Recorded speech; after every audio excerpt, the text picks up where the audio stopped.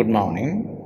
I am Dr. Andrews, Professor of Medicine and Principal Pegadas Institute of Medical Sciences. Welcome back to Open Med School. Today I am going to discuss with you an important topic, the Marcus Gunn Pupil. Light reflex is an important test.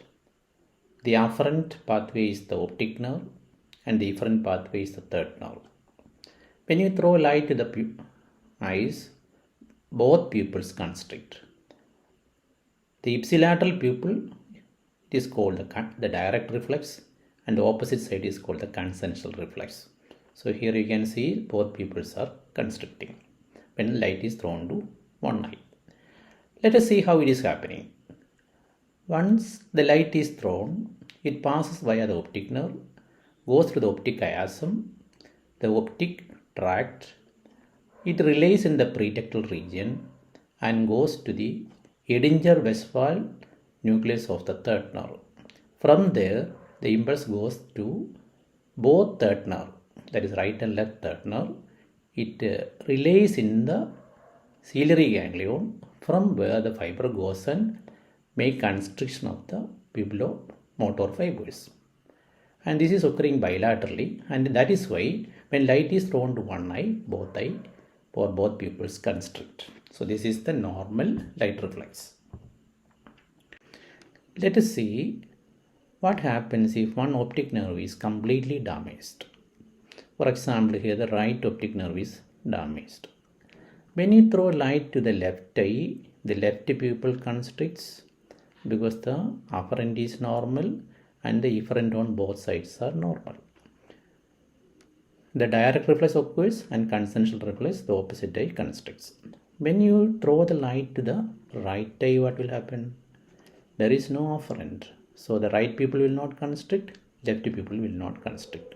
This is what happens in a complete optic nerve or afferent damage, complete damage to the afferent pathway. When there is a defect in the afferent pathway, that is partial defect in the optic nerve, this can be identified by the swinging flash test. Just like how we are doing the light reflex, you throw the light into one eye. Here, for example, it is on the left eye.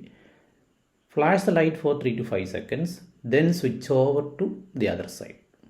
That is, start on one eye, then switch over to the other eye. Then you will be looking at the normal pupil, what is happening when the light is thrown here. This pupil constricts, and because of the consensual reflex, the opposite pupil also constricts. When you flash the light to the opposite eye, again the afferent is passing through the normal optic nerve, the pupil remain constricted and the opposite pupil will also be remaining constricted. This is normal what is happening when a swinging flash test is done. Suppose there is a partial abnormality of the optic nerve, that is, optic nerve is not completely damaged. Let us see what will happen during swinging flash test. When you throw a light to the normal eye, you can see that both pupils are constricting. When you switch over to the abnormal eye, an already constricted pupil is dilating. This is because the afferent impulse is insufficient to maintain constriction. That is, an already constricted pupil in the presence of light starts dilating. This is the Marcus Gunn phenomenon. So, the swinging flash test is used to identify a relative afferent effect.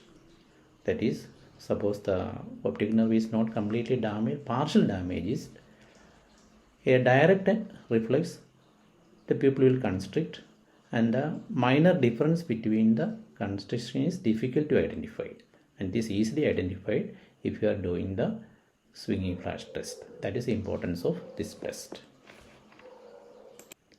Who was Marcus Gunn? Robert Marcus Gunn was a Scottish physician who worked under R.J.L. Robertson, who described the R.J.L. Robertson pupil, and the relative afferent pupillary defect or RAPD is named after him.